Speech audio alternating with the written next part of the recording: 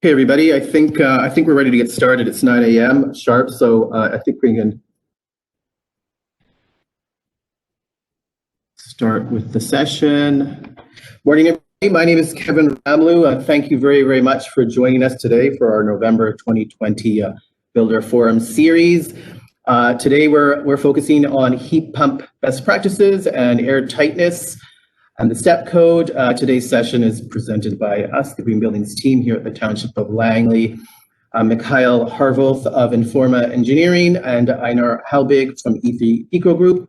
And a big thank you to BC Hydro and Fortis BC for sponsoring us today, and AIBC and BC Housing for providing credits. Just a little bit about who we are today. So we are the Green Buildings team. We're made up of four like-minded individuals. It's Jean Surendran, who's our building energy specialist, Sarah Maleska, our technical assistant, myself, Ken Ramlou, the Green Buildings manager. We roll up to the permitting, licensing, and inspections division, who's led by our assistant chief inspector, Robert Baker, all within the umbrella division of community development. Bit of an agenda for today. So we'll be giving a brief update from the township, from myself and Robert Baker. We'll have an exciting live polling session with Sarah Maleska. Then we'll get to the core of the presentation today. That's heat pumps and best practices with Mikhail, and air barriers and step code from Einar. And then we'll have a few slides to help us close out the day. Just a quick notice, if you have any questions or comments, please use your chat box to make note. Everybody should be on mute, so go ahead and put any questions you have there, especially for when we have our talks for today. We'll have a moderation time where we can answer questions after the presentations. And as well, Sarah will note this a little bit later, but fish out your cell phones and have them handy, because we'll need those a little bit later in the day.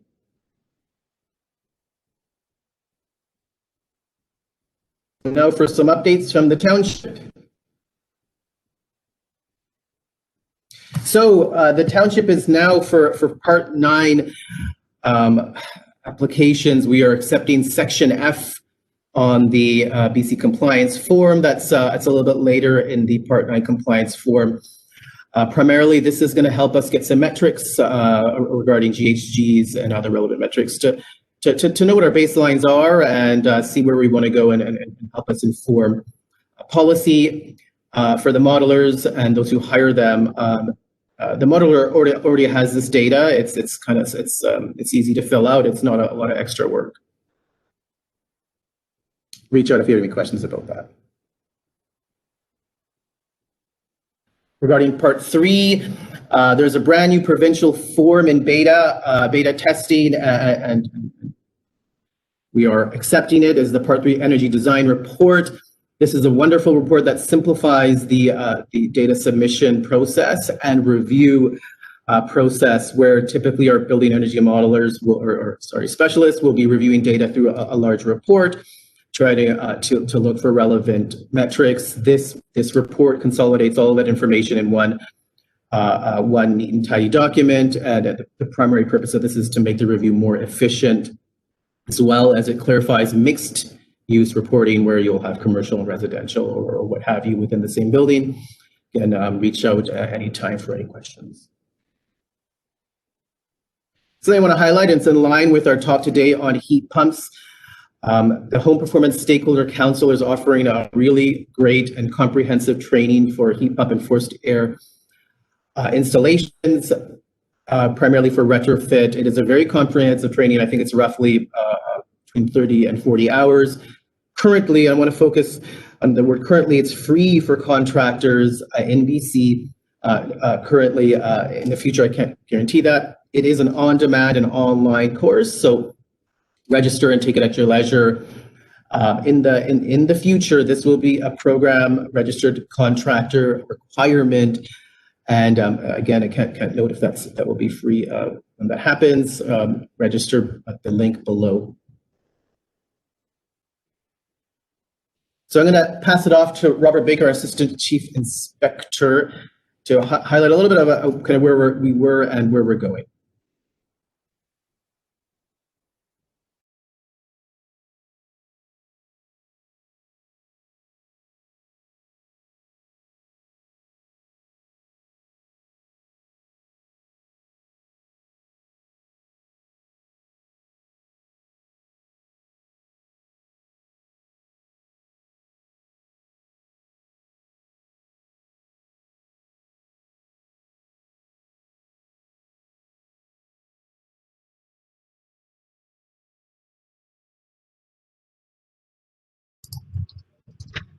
Hey Rob, I can't hear you right now. Is the rest of the audience able to hear Rob?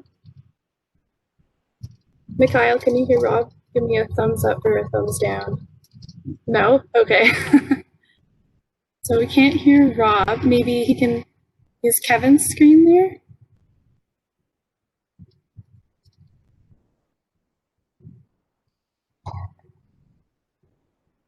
I'm off of mute. There we go. Yeah, can you hear me now? Okay, great. Yeah. Sorry about that. Thanks, Sarah. Okay, so yeah, just a brief recap of the township's commitment to energy efficiency in buildings. We've seen a solid trend here for the last decade plus, starting with council support to adopt solar hot water regulation 2011.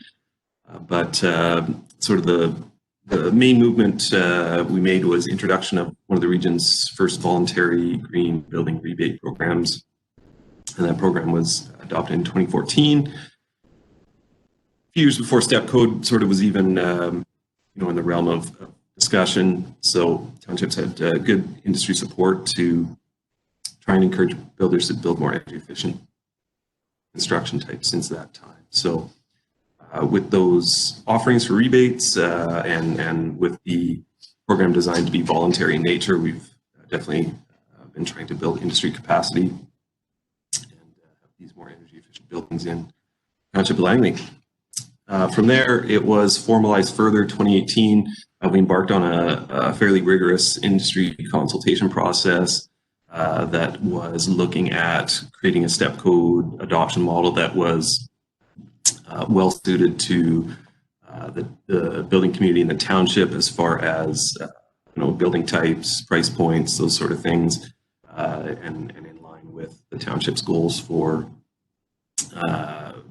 tying back to sustainability charter and whatnot. So numerous workshops, consultation opportunities, and from there we came forward with a formal adoption in 2019 to adopt a step code for residential construction types. So that was road mapped out for start at step one, and the dates of moving forward in the steps to 2 and 3 were clearly identified, and we're well on our way to making our way through those adoption steps. Yep.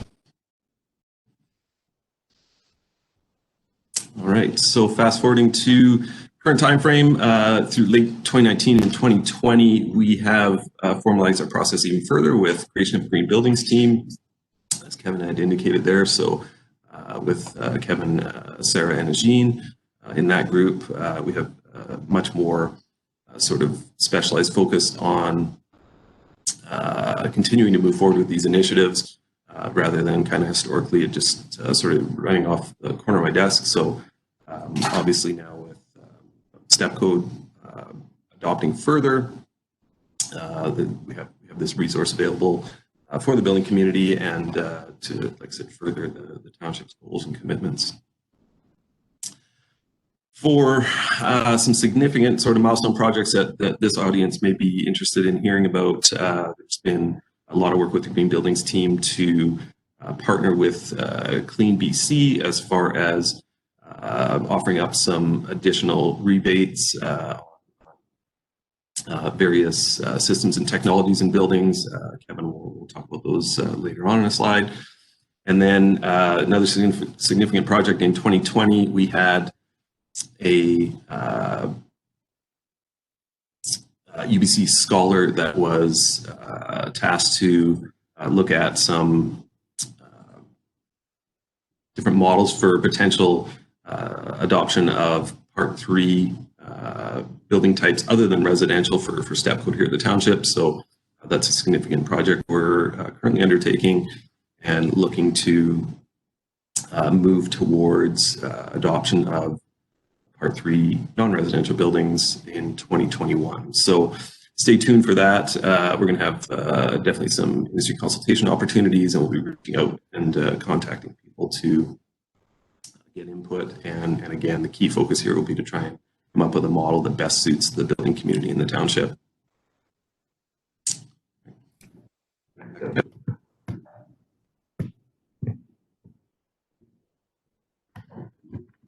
Thanks, Robert. And Sarah, if you just give me a thumbs up, can you see this screen okay? Okay. Okay, brief update on where we're at in step code. So come January 1st, 2021, in our GHGDP areas, you will be required to build a step 3 for residential applications. As seen in the chart in front of you, if you are building in a non-GHGDP area, we are still accepting step 2. Come 2022, we will be uniform and requiring step 3 for all of our residential applications. That, as Rob has noted, we are exploring consultation for non-residential adoption sometime in the near future. Just a plug for our green building rebate program, even more important now than ever. Township is a leader in supporting green development and innovation with regards to energy efficiency, GHGs, and addressing step code. And as I just highlighted, we are requiring step 3 come January 1st next year. So our rebates are focusing on step 4 and 5, or the upper steps. So as you know, step 4 and 5 is not too far from step 3. So if you are interested and really want to push the limits and be innovative in your design and construction process, we're here to help. And at step 4, if you reach step 4, you can get $1,000, or step 5, $1,500. And there's also rebates for townhouse units. And in line with today's talk on airtightness, which Einar will lead, the township also supports mid-construction blower door tests. And we have had feedback. Did we lose the feed there? Can you still see my screen okay? Sorry. I was really sorry, everybody. I don't know, it's just dropping out for some reason. We have had feedback that mid-construction blower door tests were not necessarily that useful because everybody's meeting the air change rates that they were required to do so. However, as we reach step 3 and then particularly step 4 and 5, the air change rates only get a little bit more difficult to achieve, and the mid-construction blower door test rebate is to help you do something, do the test a little bit earlier to adjust much earlier than at near end of construction. Also, on the retrofit side of things, we offer a ton of incentives partnering with Clean BC. So if any of you are in the retrofit industry, I'll keep this quick. We have very sizable incentives on heat pumps, domestic hot water heat pumps, windows, doors, installation, and I'll make a quick plug. CBC through Hydro and Fortis have doubled the rebates until December 31st this year. So just a quick example, if you install a heat pump in a retrofit application before December 31st, you can get an $8,000 rebate until December 31st. After that, it will be $5,000, which is still significant. See Clean BC or Township, or give us a call for more details. Just want to highlight our brand new Green Buildings Energy Specialist, Jean. Jean just came on roughly a month ago. Jean is responsible for our building permit reviews, models, drawings, compliance, at that stage, at the report stage, but also eventually he'll have an on-site presence, and as well as just really an overall technical resource for the building and design community.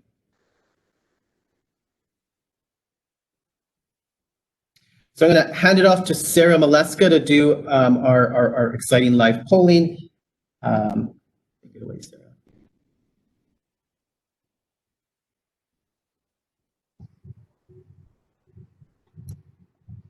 Great. Hi, everyone.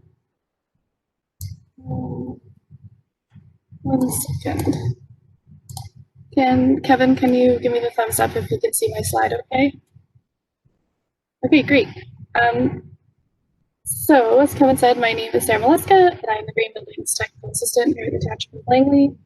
We would like to get your feedback on a few questions that we have, a couple about step code, one about airtightness, and one about heat pumps. We will use the software called Mentimeter. So it's pretty simple. You can use your phone or your computer, go to menti.com, that's MENTI.com,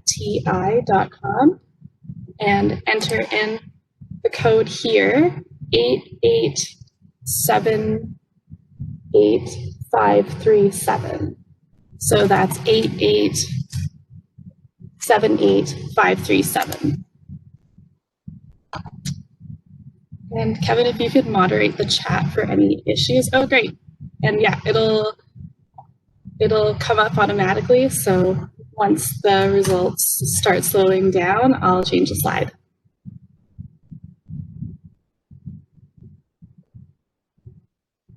This polling software is kind of fun because you get to see the live results. We have 14 people so far. I think we have about 100 participants. So I'd like to see everyone participating, at least those that have built to step. So we have step 3 in the lead, which is I collect data on step code for the township, and that's pretty much what I'm used to seeing. That's great. We have 26 participants, 27. I'll wait, let's say, 10 more seconds.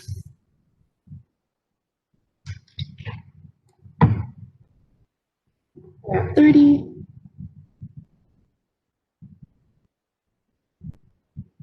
Okay, great.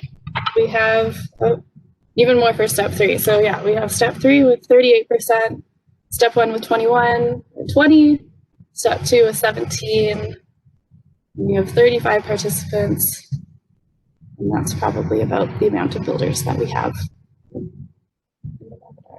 Great. Step 4 jumped up a little bit. Awesome. Let's go to the next slide. So, what are the biggest challenges you have experienced building to the step code? So this is a ranking question. So I'm pretty sure you don't have to select all of them. So if you have, for example, no challenges, you could just pick that one. And I think you can submit, but you can also rank these ones. So I expect this one will take a little bit longer as there's some more reading.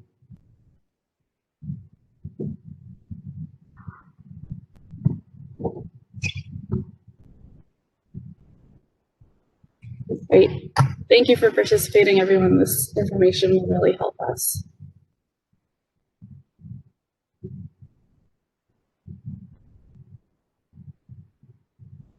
Yes, it doesn't give the amount of people that chose an answer, but you can see the rank here.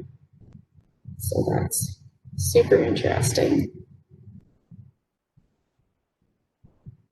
A couple people with no challenges, or I guess that's 5th place.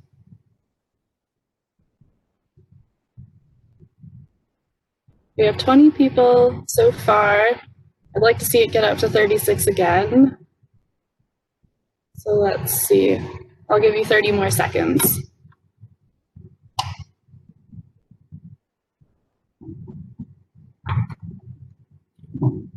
So knowledge availability of trades seems to be in 1st place. And we have staying on budget and technology not developed or available, uncertain roles of stakeholders.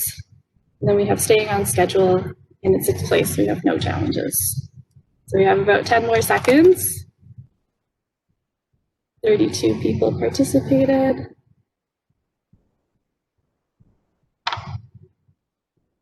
Awesome, that's 30 seconds. Okay, thanks everyone. We'll move on to the next question. Oh, 35, look at that, at the last minute. So this one's about airtightness. The question is, do you have an air boss on site? If you don't know what an air boss is, you'll learn more about it during Einar's presentation.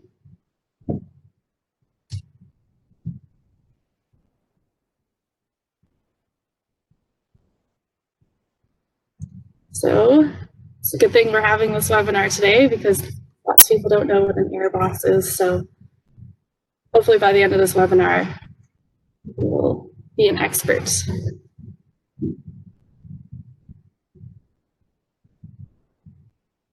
Oh wow, we have, I guess it makes more sense that more people would answer this question. We have 39 people. Let's give you 15 more seconds.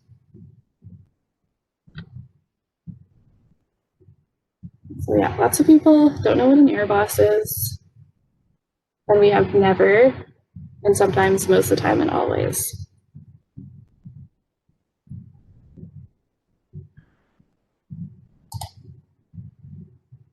Great, so 42 participants. I Googled air boss and got a bunch of photos of pilots. That's very funny. I guess that's another version of an air boss. Okay, let's go to the next question. And finally, this one's about heat pumps. It's another ranking question, so I expect this one will take a little bit longer. What are your biggest challenges in installing heat pumps? So rank these options. We have the cost of the heat pump, operational cost to the consumer, so i.e. the cost of electricity versus natural gas, engineering or design difficulties, availability of suitable heat pump models, noise or zoning requirements, lack of trade availability, you have no challenges, or you haven't yet tried to install a heat pump.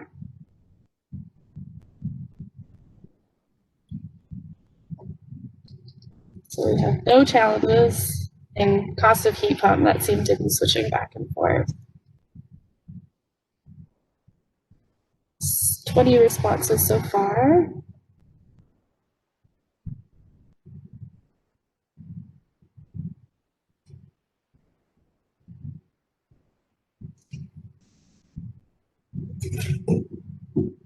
$28. I'll give you guys 20 more seconds.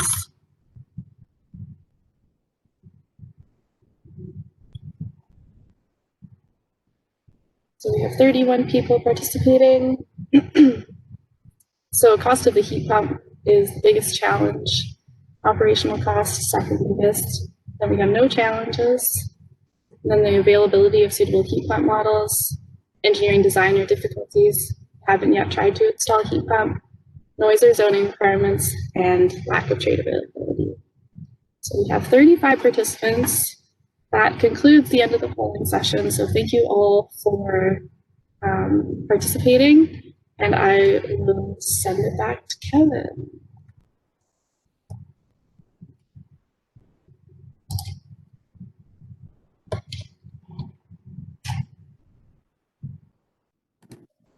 Thanks so much, Sarah. That was really, really interesting.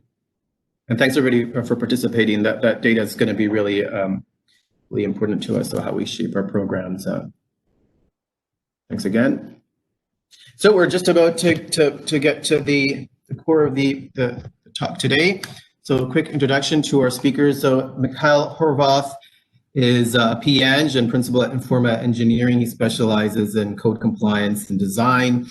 Particularly, Mikhail was selected to talk about heat pumps today, as heat pumps is going to play a very important role in meeting step code targets here at the township and wherever else you build. And as well, step code targets, but also if you are required to make GG targets, this will be an important technology to master.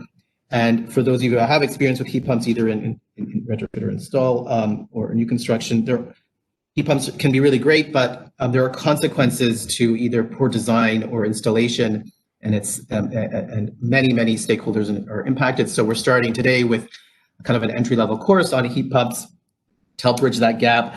And then after, Mikhail will take some questions, and then Einar Halbig, principal or managing partner at E3 Eco Group and energy advisor, specializing in practical solutions to meeting step code and he'll be talking about airtightness today, and the role of our air boss. And as noted, the township is entering step 3 come January, and in some future we'll be adopting the upper steps, and airtightness will continue to play a more important role in the performance of the building and meeting step code. And Einar will help give us some tips and tricks. So please join us. Note your questions in the question box as well. Again, we'll take questions, but you all will be on mute, and we'll address those at the end of the presentation. So I will pass it on to Mikhail. You can go ahead and take ownership of the slides.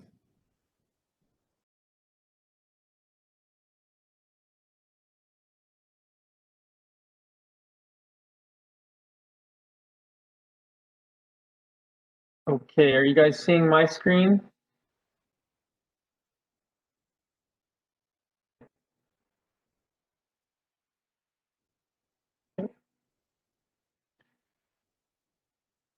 Seems like there's a little bit of a delay. Okay, Kevin, I can see you. Are you seeing what you should be? The side.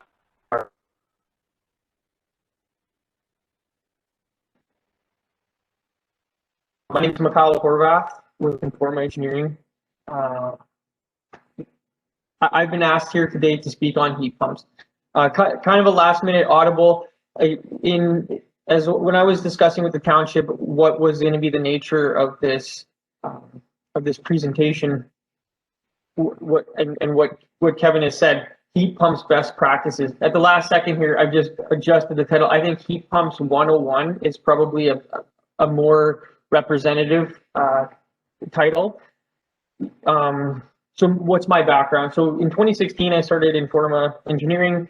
We've been doing energy code compliance for both Part 3 and Part 9 buildings. But before then, I was an HVAC design engineer for 10 years. And that's what sort of gives me some leverage to speak on this topic. And so what I'm not is an installer. And you know, so the nuts and bolts, the finer points of an actual heat pump installation, that's not going to be me, but my understanding is, you know, where we're sort of setting this course today, and my hope is that the content that we're going to discuss here is going to set us off in that direction. So here's what we're going to cover in approximately the next 37 minutes, if I can keep the time schedule properly. Heat pumps, the basics, so the what. Whenever I do these presentations, I try to focus on the 5 questions to hopefully guide, you know, make sure we're covering all the topics properly. How's my sound, by the way, Kevin? Is it okay? Thumbs up if the sound's okay. Okay, good. So we'll cover the fundamentals of what a heat pump is and system variants. You know, ground source heat pumps, air source heat pumps. What does all that mean? What's all the different? We won't discuss all the different ways, but a good lot of them. Then we're going to talk about heat pumps in the context of step code.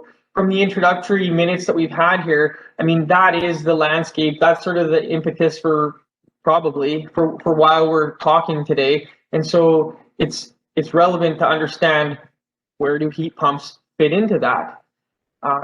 Getting a little bit more into the best practices or the how of how we can make heat pumps a viable tool or give them the success they deserve is a discussion on the load calculations and potentially mechanical design aspect of the implementation process, of which we'll talk about what that means to you guys, the builders, and owning the inputs for that process.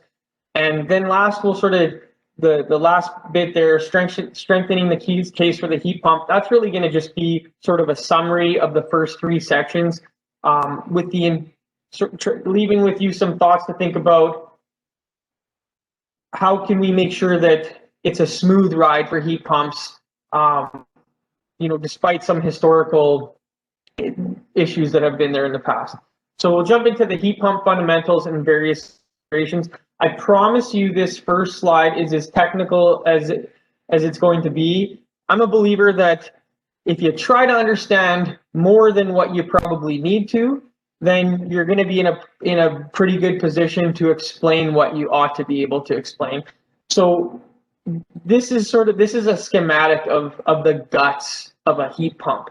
And so what is a heat pump?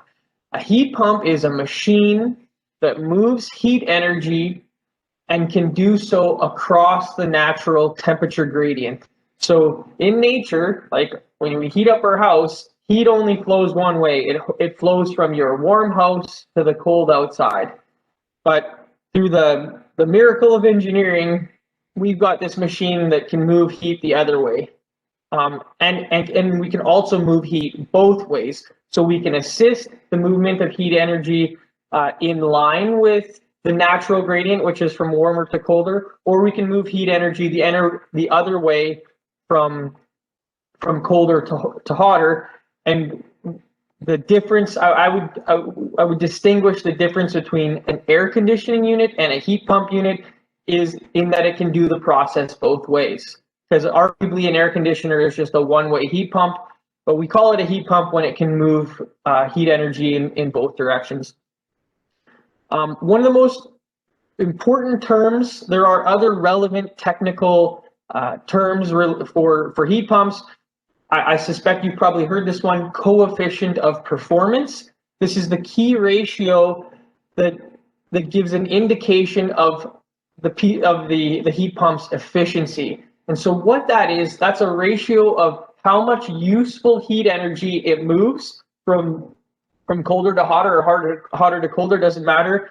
A ratio from that to the amount of energy that we put into the system to make it do that. So if you want to think, so now hopefully we have the means to make a good comparison between, well, what is the brilliance of a heat pump potentially versus, say, electrical resistance? Well, if we're using an electric baseboard heater, we're turning 1 unit of electrical energy into 1 unit of heating energy. With a heat pump, we can be taking 1 unit of electrical energy to move 3 units of heat energy. And so that's where we can, a COP of 3, you can kind of think of as an efficiency of 300%. And so this is out of the gates why heat pumps are interesting from an energy efficiency perspective. Now I'll try to make the review of this little cycle here relatively quick. We always have to start somewhere. So there's 3 things going on in this refrigeration cycle, okay? We're either compressing the refrigerant and squeezing it and making its energy density higher, which makes temperature go up, or letting it go, we're dropping the pressure, which makes the temperature go down, or there's a phase change happening, which is to say that the refrigerant is changing from being a gas to a liquid or going the other way from a liquid to a gas. Why is that a factor? As you may be aware, like you think of water, it takes a lot more energy to boil water than it does to change the temperature. And by operating a cycle that includes the changes of phase of that refrigerant, that's how we can get that's what allows for so much energy to be moving in and out of the cycle. So here we start at the compressor. This is squeezing the warm vapor and making it into hot vapor. That hot vapor comes to the heating coil. So this cycle right now is in a heating mode with this red coil being a heating coil. Imagine it being the heating coil in like a fan coil unit.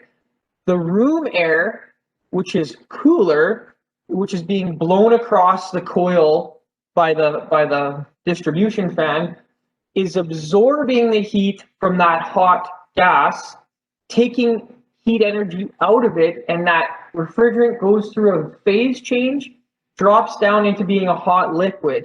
Okay, so the liquid moves along. We put it through a throttling process or expansion valve. We drop the pressure. The temperature drops. Okay, and actually the temperature drops so much that that temperature has to be lower than whatever the outside air temperature is, because while we are using a machine to assist and move the heat around, we still, at the two ends, at the coils, have to rely on nature's mode of temperature, of heat transfer, which is from warmer to colder. So this refrigerant now is for sure colder than the outside air temperature. It moves through a coil, and outside air is blown across that coil. And if it's minus 35, if it's minus 30 outside, then maybe that refrigerant is like if it's minus 30 outside, maybe that refrigerant is like minus 35. It actually takes heat out of that minus 30 air, warms it up, has a phase change, turns into a cool vapor, and then it heads back to the compressor, where it's going to be squeezed again, so that energy that it grabbed, as hard as it is to believe that it can get heat energy out of air that cold, can be compressed up to a temperature where now it's high enough where it can be dropped out into the space. So I promise you that's our longest slide. Hopefully you got something out of that, but I can't help but start at the technical, the fundamentals. So air source heat pumps. There's a lot of different types of heat pumps. Air source, water source, and then when we talk about an air source heat pump, that only tells us half the picture, because you can have an air source heat pump, yet it's moving, we call it an air-to-air air source heat pump if it's moving heat energy from an air environment back into an airstream. But as we'll see, we can also have air source heat pumps that are air to water, that grab heat energy from air and move it into a water circuit. There are other heat pumps. We're not going to talk about geothermal or ground source heat pumps here. We're going to focus on air source heat pumps because they're the most prevalent in the Lower Mainland for sure, and arguably are the most cost effective from a capital perspective. So here's the first type we'll discuss. This would be an air-to-air air source heat pump, and it's a central air type. So the little snapshot that I've got here is a Mitsubishi Zuba system. This system looks and feels a lot like a furnace system. You've got a fan coil unit that kind of looks like a furnace, and it actually even looks just like a furnace with an AC unit on top of it. But instead of the heat engine, if you will, being a gas-fired heat exchanger inside this fan coil unit, it's the heat pump system that is going to be delivering both the heating and cooling to the coil, and then that heated air or cooled air is distributed out to the building via your traditional fully ducted distribution. So what are the pros and cons of this? Well, of this type of system, like with a typical furnace system, the equipment is not visible. It's located in a mechanical room. Ventilation, which is a component that we always have to consider in our mechanical system, is integral to the system. It's easily coupled with backup heat. Like you could easily slap an electric resistance coil onto that furnace or fan coil if you like. Cons, we're talking about full-sized furnace ductwork, which in today's design doesn't seem to be any more easily accommodatable. That said, we can take that conversation outside. With heat pumps, there always remains the high velocity small duct option. So, and this system is less intrinsically zoned, although asterisks, the advancements that they've made in these fan coils, you can get multiple takeoffs now with control dampers, basically a fully zoned commercial grade system, but all that stuff costs money, and that's relative to a system that is already for sure a premium over, if your baseline is a furnace, it definitely costs more than that. So another air-to-air air source heat pump, I think probably the one that some of you would be the most familiar with, the ductless split. We always have our outdoor condensing unit, and the question is what it's feeding. So in this case, it feeds these wall-mounted indoor fan coil units. The process is just the same. instead of using a centralized forced air distribution to deliver the heating or the cooling, it's done right in the zone. The upside of these systems, they're intrinsically highly zoned. For every single one of these indoor units that you have, you basically have a thermostat, a controlled zone. Downside, the equipment is visible. I've personally never been a big fan. I just don't like the looks of these indoor fan coils myself. It requires ventilation to be considered separately. Not a big deal, but a consideration. And backup heat, if required, would also need to be a separate consideration. So, maybe electric baseboard would need to be provided in addition. And now, so air-to-air, air source heat pump ducted split, it really is a hybrid of the previous two examples. Maybe you could argue the best of both worlds. Instead of having one central unit that's hitting in the mechanical room and full-size ductwork, you have typically several recessed fan coil units that have a smaller duct distribution that just serve one or a few local rooms. And so what are the pros of that? It's intrinsically well zoned. You've probably got 2 or 3 several zones. The equipment is recessed and hidden, at least more so than the wall mount option. As with the previous option, though, it still requires that ventilation be considered separately, and backup heat, if required, would be a separate consideration also. Okay. Definitely less common, but we want to have the full view of what's on the table.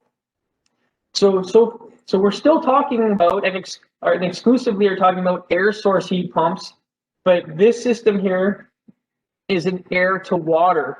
So with heat pumps, we can take heat energy and move it into whatever we want to. And we can move that into a hydronic, which is a fancy word for saying a water-based circuit. What's interesting when we do that is we really have a ton of options for how we can move heat energy around and what we can do with it. With an air-to-water heat pump system, we can feed a fan coil, we can feed in-floor heating, we can heat our domestic hot water with that by way of an indirect fired hot water tank. Once we move over to a hydronic circuit, it now makes it easier to supplement with things like solar. Backup heat is very easy to combine to a hydronic circuit. And if we're really trying to dive down into the numbers, air to water heat pumps generally have higher COPs, and there's a reason for that. You want to think the higher the output temperature that a heat pump has to make, the lower the efficiency, and generally we can accomplish our heating design requirements with a lower water temperature than what we would need for an air temperature. So it's the same machinery, but it has a higher COP because we're sort of asking it to do just a little bit less.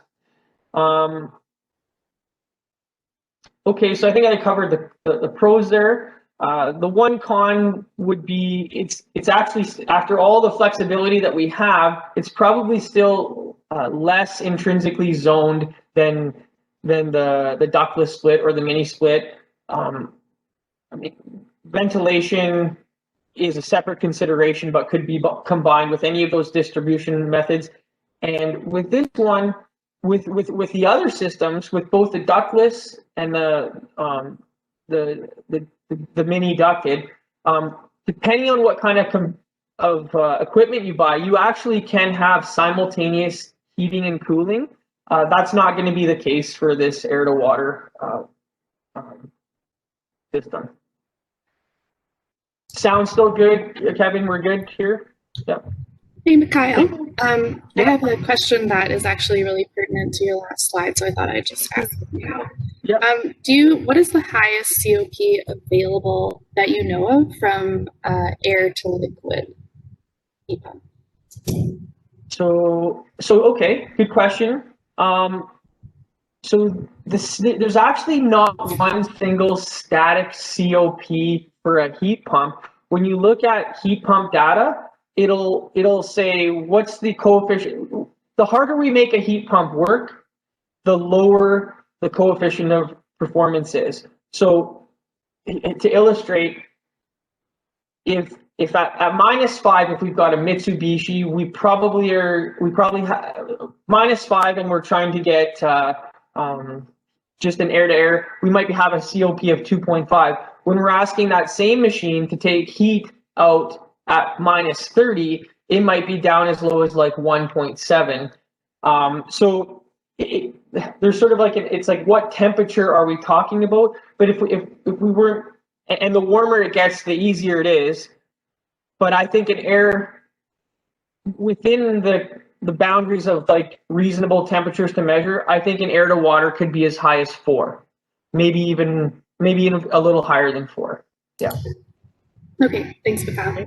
Yeah, you bet. Okay, and then so this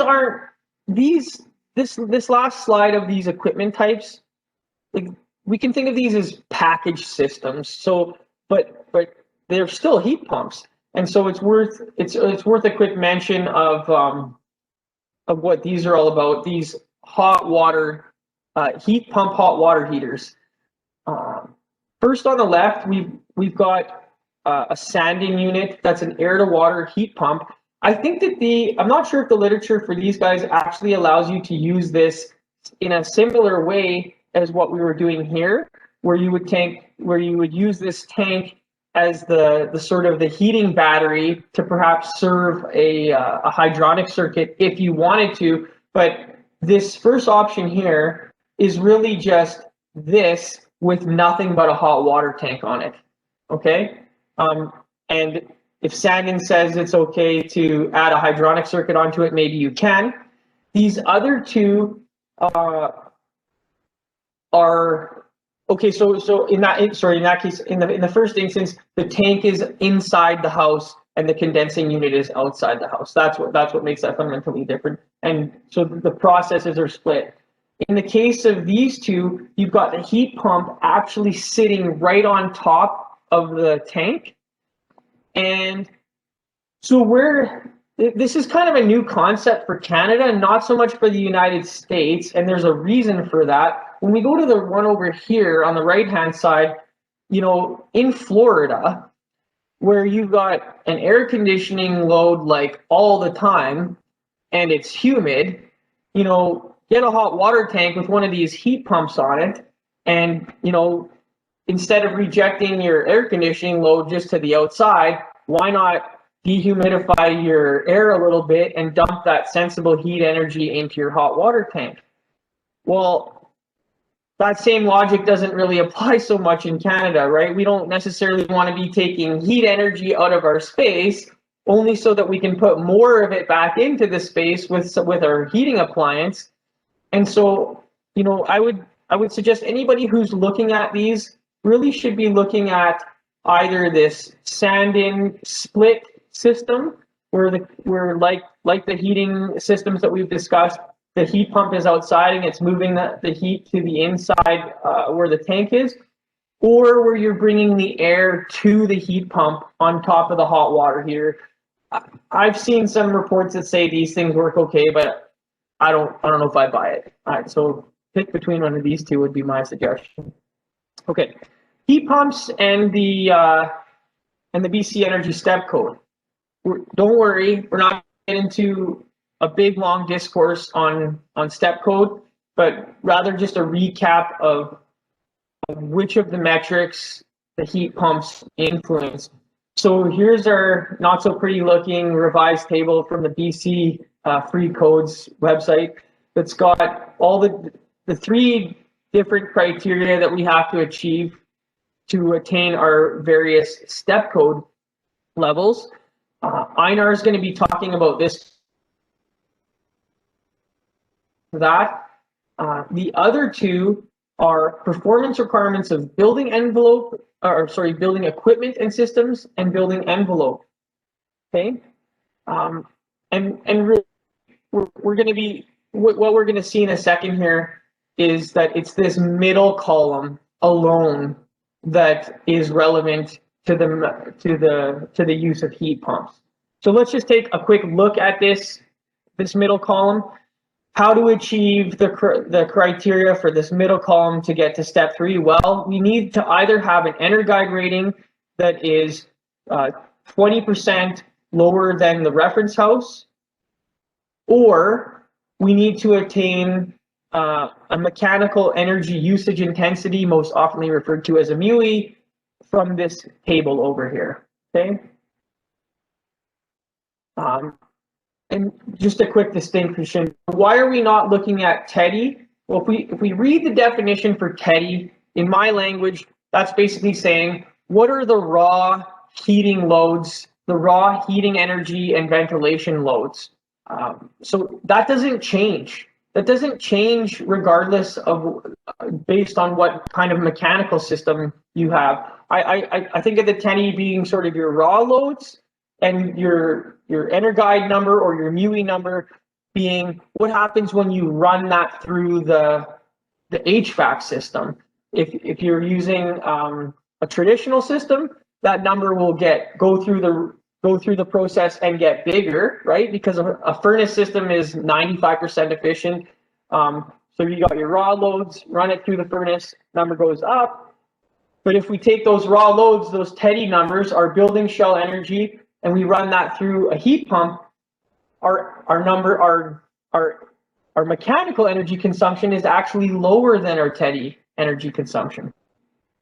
Okay, I'm gonna, to make sure I stay on track here, I'm gonna just quickly skip through the definitions on the EnerGuide rating and the mechanical energy usage intensity. Hopefully, I've sufficiently given a distinction between the two. The TEDI's all about your raw energy loads from the shell, and whether we're talking EnerGuide or MUI, mechanical usage intensity, it's like how much energy does it take to process those raw numbers. Okay. So, and it's worth pointing out too, even if on the last, from steps 2 through 4, you can use either percent EnerGuide or MUI, but by the time we get to step 5, it's the criteria is in terms of MUI alone. So that's kind of why that's where our final destination here is. So to simplify it down, MUI with returns to mechanical systems. So what are the end use energy consumption line items that affect MUI? Well, heating efficiency, we're talking about your space heating, your domestic hot water heating, your cooling energy, all the distribution energy that's required to accomplish that heating and cooling, and then on top of that, your domestic hot water heating energy. Okay. So to sort of summarize what the point of this was, if a builder said, if a prospective homeowner said to you, well, okay, so we're doing step code, why do you think a heat pump's a good idea? I mean, hopefully you'll have more to say about a heat pump than that, but in the context of step code, it's because of this column right here,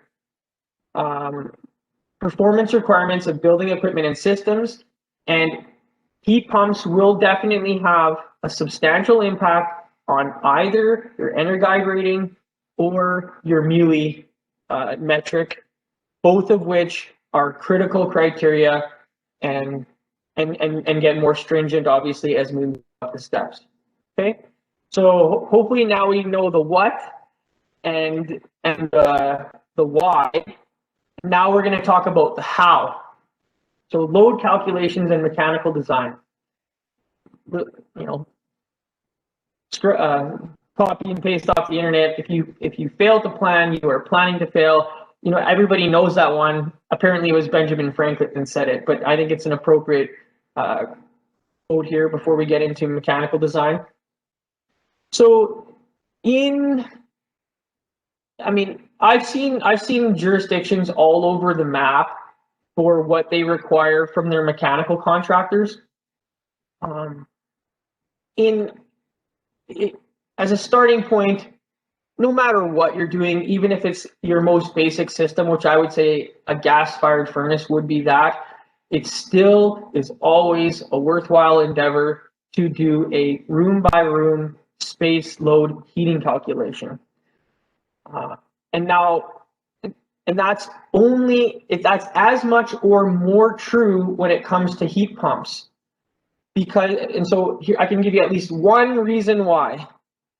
Mechanical equipment hates being oversized, and the components within a furnace survive being short cycled better than a heat pump. You don't want to short cycle heat pumps, it means that they come on, full blast, and then they run for a short time. That is a surefire way to kill any piece of mechanical equipment, but definitely a heat pump. Now, I will say that advances in technology, basically variable speed technology, have largely dampened the negative impact of oversizing, but they definitely haven't removed it. And we're aiming here to do a great job, not just get by, right? We want to succeed with this. And one of the carrots from that can be, aside from a higher assurance of an overall good result, is higher efficiency too. Appropriately sized mechanical equipment operates closer to its intended or ideal efficiencies.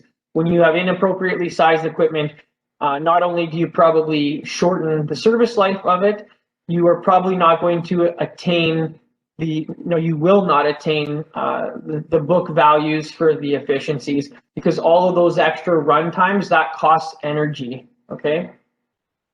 Okay, let's get into that. So this is the key standard determining CSA F280, determining the required capacity of residential space heating and cooling appliances. You don't need to read this thing.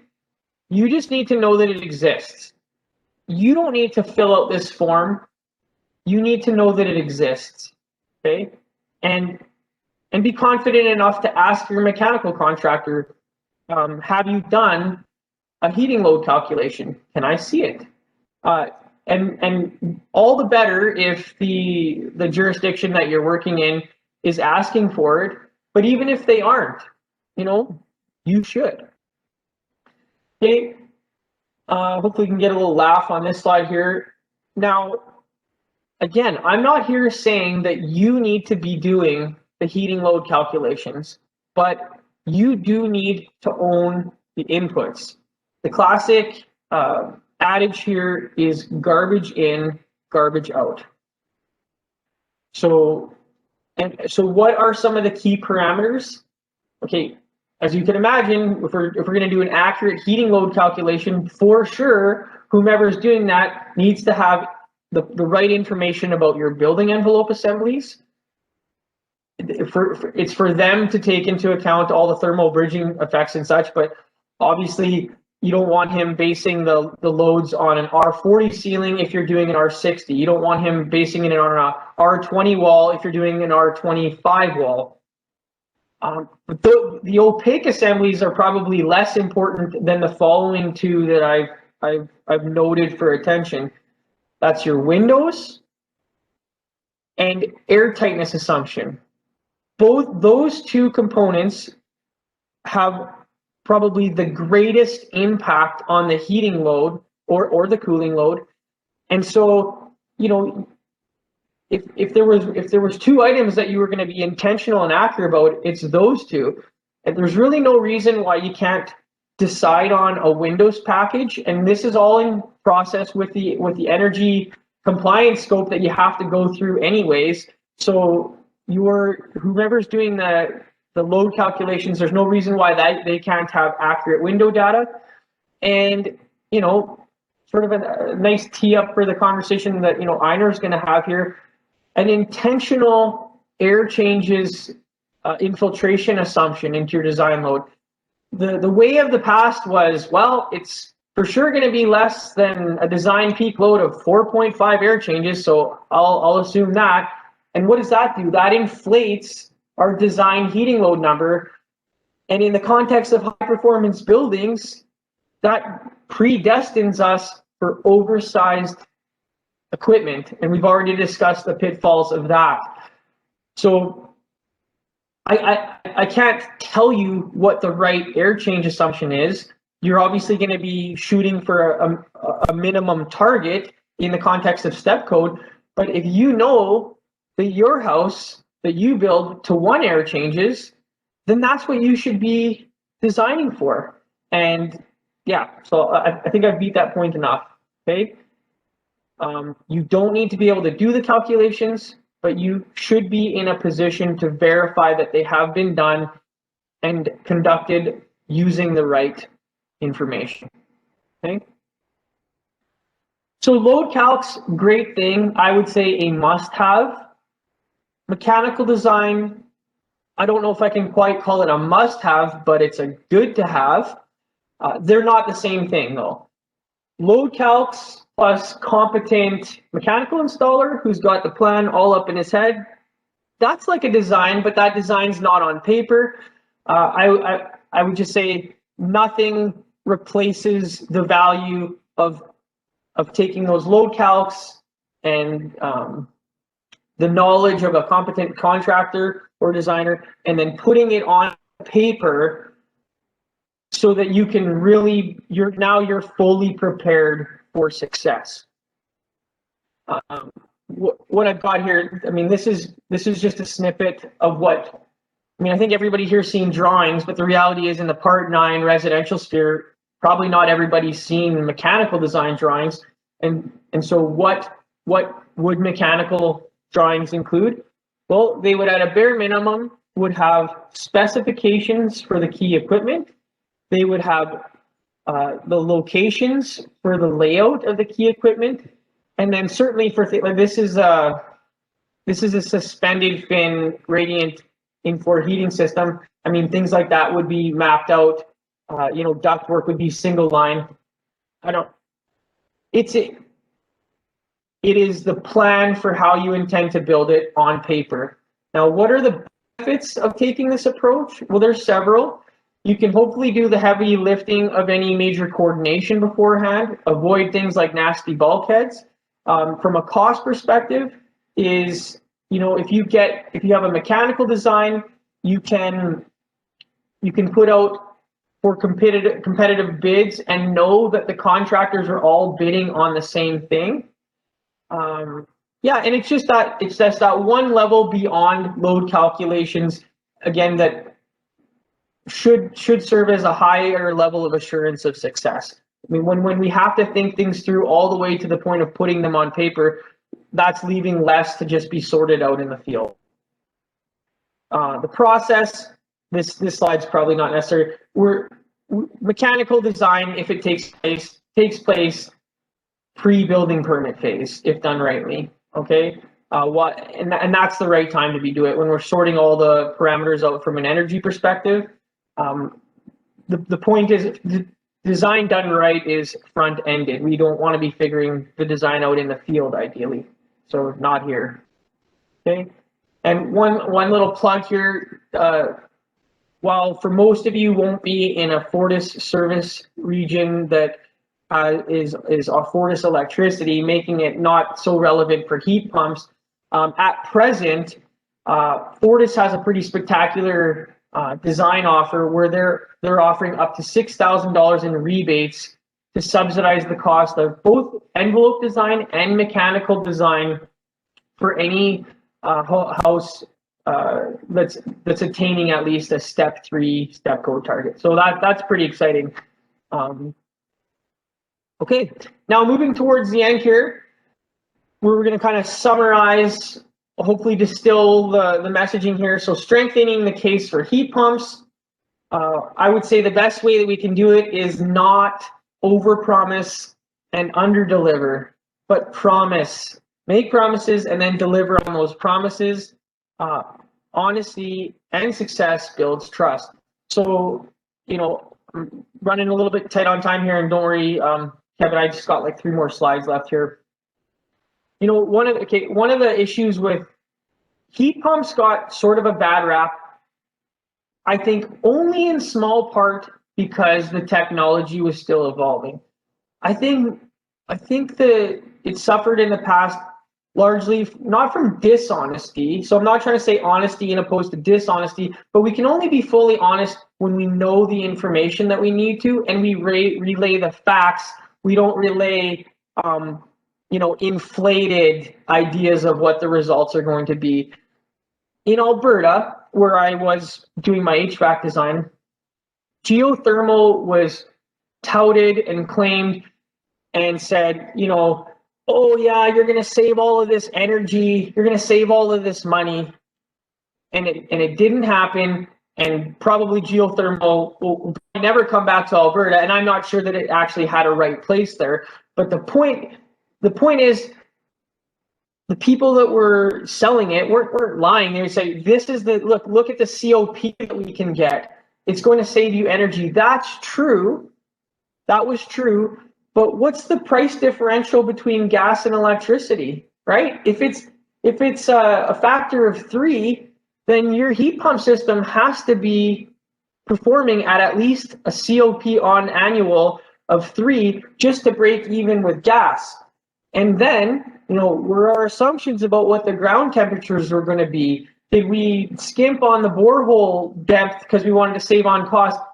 Then we didn't get the performance, the book value of the performance, and this led to unmet expectations. Similarly, my understanding in BC in the Lower Mainland, I could be a little bit off on this, but I think the facts about the operational limits of your more widely commercially available heat pumps, the key point being their outdoor air cutoff temperature was not relayed. So it's like, hey, we're going to put in this heat pump and save all this money, with the owner potentially totally oblivious to the fact that this heat pump only works down to -5 Celsius, and then electric baseboards are kicking in, and he's just like, how am I paying just as much money as the other place, right? And when we have this lack of clarity of what's going on, that leads to overpromising and disappointment. And I will just say quickly, on the note of the -5 temperature issue, that is something where technology has really stepped in, and we now have heat pumps that absolutely reliably run down to -30 Celsius. You pay for them, but that issue doesn't need to be an issue anymore. Okay, so now we're going to close out with just the Informa's top 3 list for success with heat pumps. Understand what heat pump options are available, and why any given system configuration is a good choice for your project. So, you know, again, if the homeowner says, why do I want a heat pump? You like be in a position to answer that. The answer to that question might be, because this is the most cost-effective way to hit step 4, and that's what you said we wanted to do.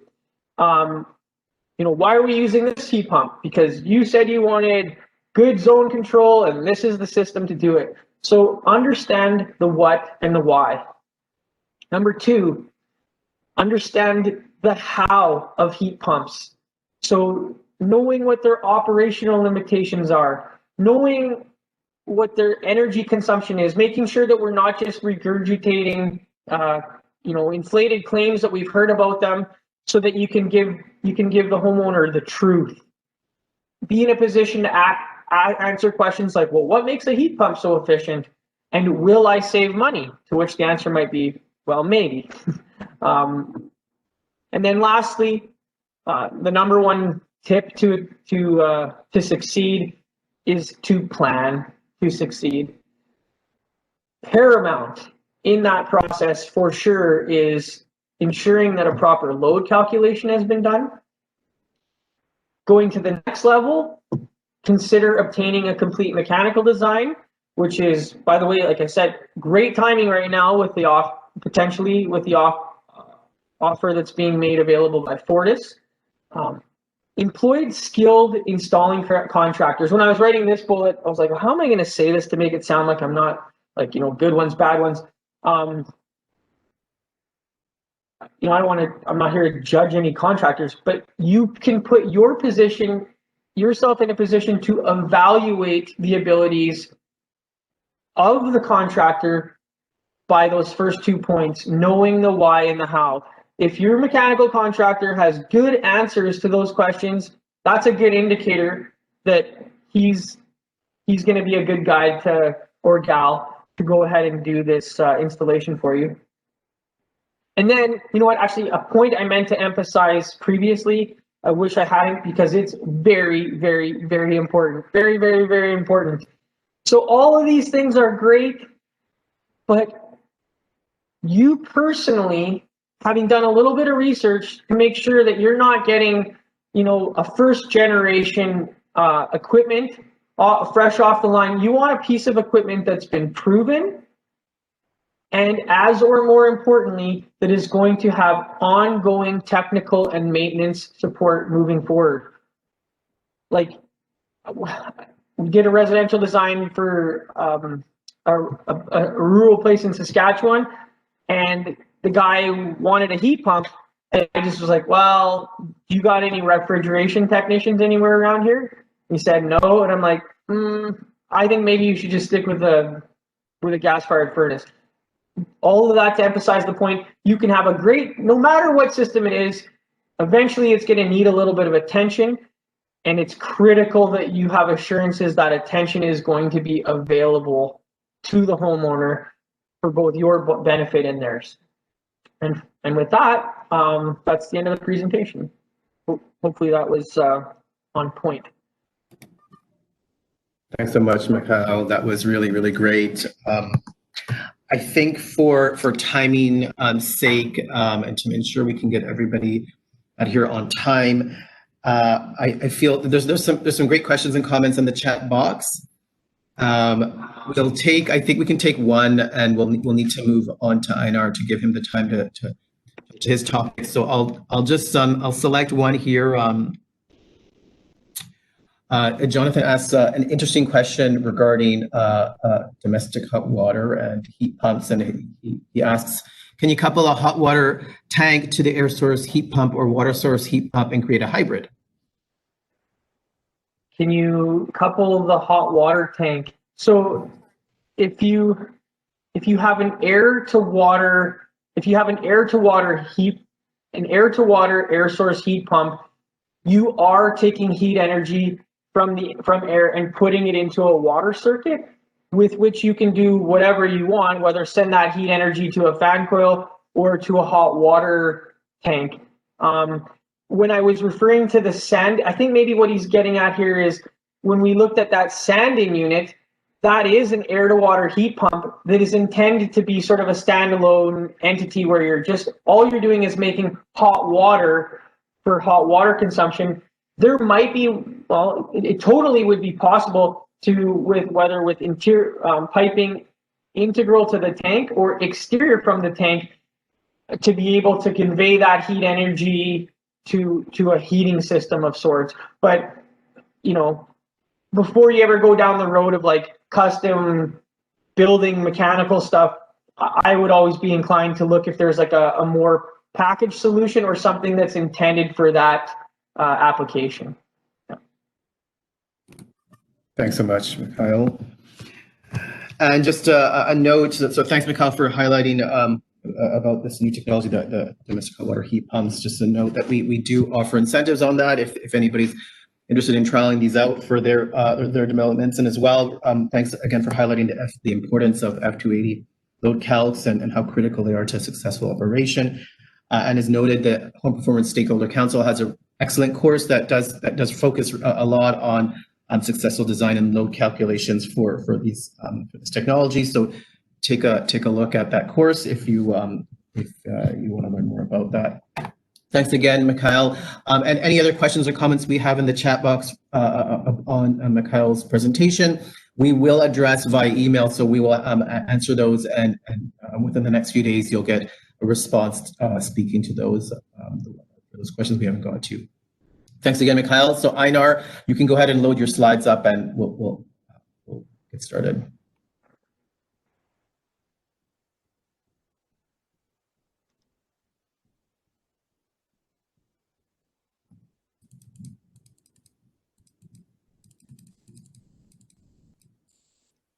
Or maybe you can just say hello to let me know that we still got you there. Oh, something's happening. Oh, there you are.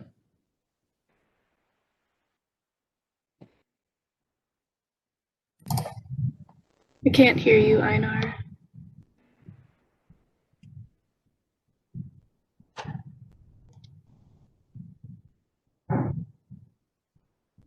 Einar, we can't hear you. Yeah. It might be your microphone.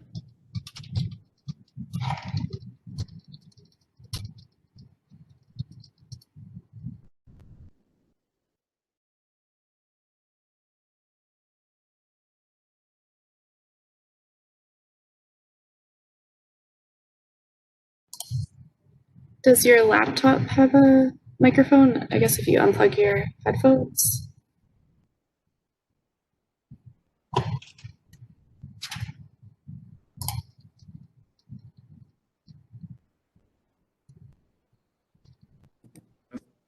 Oh, we can't hear you, Einar. You can see your lips moving, but But you're on mute again. I don't know why I'm asking you to unmute.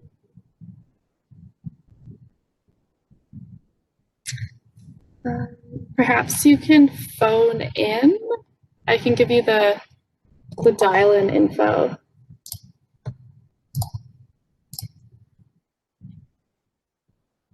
I guess give me a thumbs up when you're ready to dial.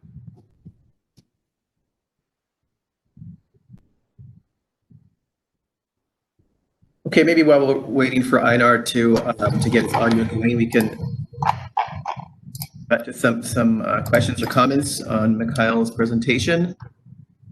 So I'll start at the top here. Andrew made a really good comment. Andrew writes, I think trades knowledge is lack. Oh, this is actually going to be about Einar's for Einar's topic, and he notes, I think trades knowledge is lacking on what an air barrier even is. You are either asking your siter or insulator to make an airtight barrier, and they are not even sure why they are putting up the poly on or the house wrap up. So yeah, thanks, Andrew. That's thanks for that comment. Einar might. Are you guys getting any sound from me now? Oh, great! There we go. Yeah. There we go. It's all about hitting those right buttons. Okay, so apologies for that. Let me just do the share screen here and then get my presentation going.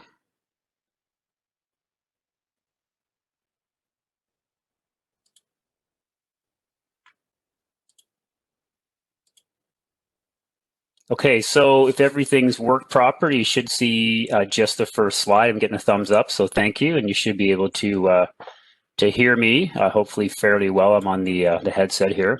All right, thank you. So I wanted to actually start by saying a big thank you and kudos to the Township of Langley team for putting this together. I think everybody on this call realizes that things are changing rapidly with step code and heat pumps and airtightness and air barriers and a whole bunch of other things. And the whole industry, including us as energy advisors, can definitely help benefit from any training and education and collaboration like this that's offered. So thank you very much to Township of Langley and everyone else who's supporting that. A little bit about my background. So I'm an energy advisor. I've been an energy advisor since 2002, and I love being in this industry. If I weren't an energy advisor, I'd probably be just like one of the builders on the call here and doing what you do. But as an energy advisor, I get to be involved and I keep my hands a little bit clean. But we appreciate being out working with builders and also helping the industry go forward with all this step code stuff. So we're deep into it. As energy advisors, we're the people that are working with you folks, the builders, to figure out your construction recipe and your air barrier and your air tightness levels and help you get there. And I'm sure you're probably all already working with an energy advisor or thinking about where you can find one as you move forward into step code. So I appreciate the opportunity to speak here this morning. These are some of the topics that we're going to be covering today.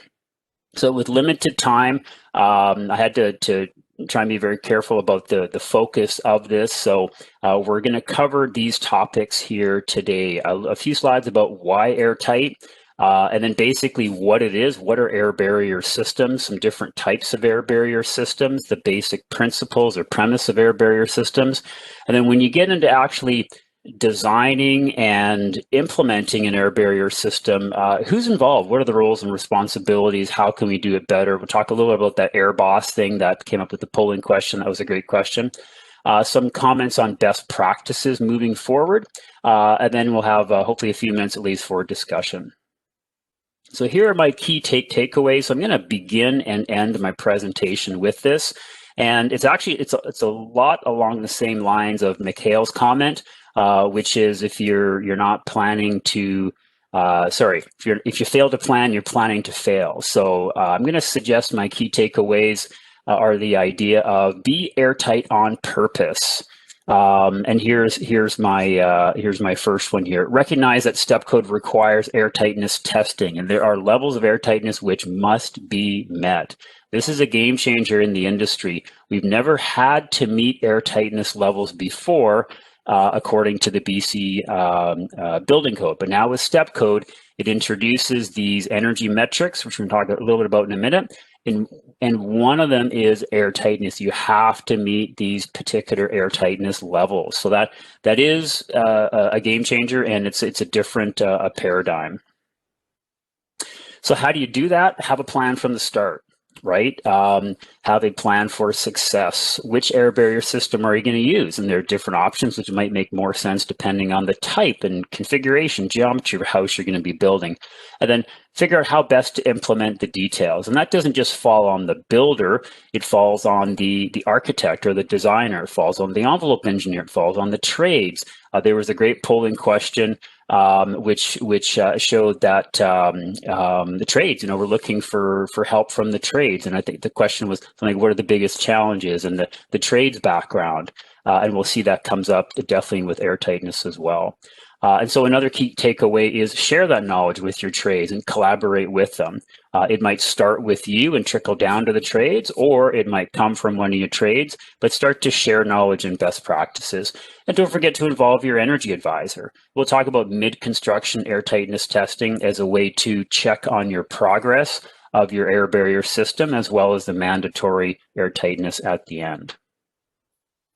So where is this airtightness coming? Why do I say that this is a paradigm shift and now we're going into a new territory where all of a sudden we have to meet these airtightness targets? And that's because we're getting into step code. And most of you, according to the poll, have had some dealing with step code, so that's great. The BC building code has long since required that we have an air barrier built into houses. That's the poly. That's why we used to tape, now we overlap and goop up the poly. We typically call it a vapor barrier, although its primary function is an air barrier. But we've never had to meet a particular air tightness target. We've always had to have an air barrier system. It's been visually checked for compliance. It's never been tested before, but now with step code and these different levels that you're probably all familiar with, I'm sure you've seen slides like this before, all of a sudden we have this testing requirement. When you go to presentations about step code, you see slides like this. And here's essentially a breakdown of what the performance metrics are for a house in the township of Langley, or basically anywhere in the Lower Mainland. And you have these three separate metrics. And the first one, go back there, the first one highlighted in green, that is the air tightness metric. So if you look down that column, below the highlighted little icon there, you see air tightness, you see a column of blower door tests. All those step code levels have the check mark. So for every step code level, you have to do a blower door test or an air tightness test. And that's what your energy advisor will do when the house is finished. So that's now part of code when you're into step code. And then for all of the levels, starting with level 2 and up, you not only have to get tested, but you have to meet a particular airtightness level. So it says has to be less than 3.0, and then less than 2.5, less than 1. We'll talk a little bit what that means and how to progress towards those levels. So the key here is that although there's more than just the airtightness metric for step code, airtightness is a standalone metric, and you have to meet a particular level of airtightness. So as soon as you're into, for example, step code level 2, what does that mean? You have to meet 3 air changes per hour or less.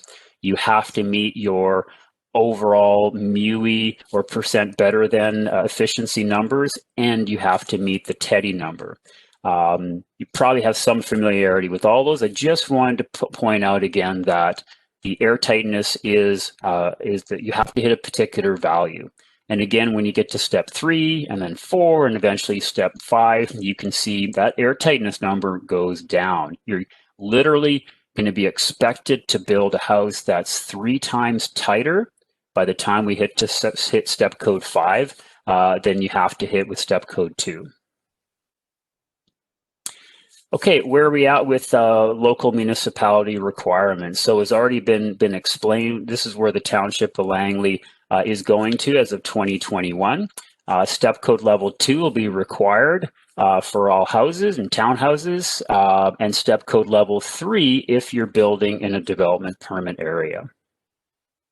Okay, where's the province going? Because BC Energy Step Code, it's part of the BC Provincial Code. So from what we're hearing currently, we expect that the province will be going to step 3 by the end of 2021. So what does that mean in terms of air tightness? That means that you'll need to start looking at how do you achieve 2.5 air changes per hour at 50 pascals. What about beyond that? When is step 4 going to come down the line? Well, in order to be on track for their final goal of step 5, they should need to implement step 4 by the end of 2026. So it's not going to happen overnight. You've got 5 years or so, but it does mean that you're going to have to be prepared to meet that relatively tight air tightness level of 1.5 by the year 2026. And the long-term final goal is that province wants to achieve step 5 by the year 2032. And by then we'll be down to 1 air change per hour at 50 pascals. So begs the question, what is your plan to adapt? And also, although I didn't write it down here, where are you at now? How tight are you building now? And how far off are you from some of these numbers? So if you're wondering about that, here are some sort of average figures based on the testing that we're doing, as we do a lot of air tightness testing as energy advisors. So we would say that a typical local lower mainland house where a builder hasn't yet gotten into step code, or maybe they're only at step code level 1, they're just starting to get into this air tightness testing idea. Typically, would say the average is around an air tightness of 3.5 air changes per hour at 50 pascals. And that metric, by the way, this ACH at 50 pascals is just one way to talk about the air tightness of a house. And that's the metric that step code chooses.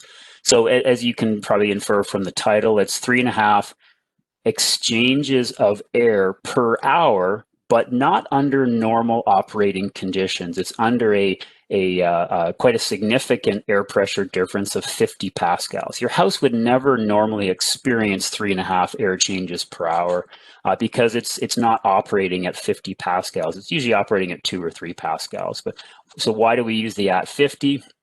It's just basically to exacerbate the numbers and make it easier to apply from house to house or building to building. What about if you're dealing with row houses? A lot of row house, townhouse units are being built in Langley and many more in the future. They typically test a little bit leakier for a couple of reasons. They're smaller units, which inherently test a little bit leakier according to this ACH metric. And also we have to address the party walls. So that's something that will come up in a slide or two, but that's an additional thing to consider with row house buildings.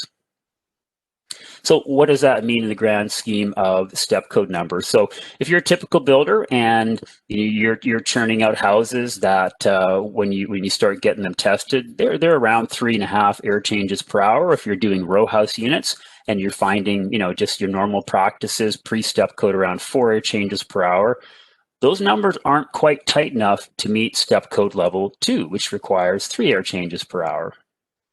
And they're a fair bit behind step code level 3.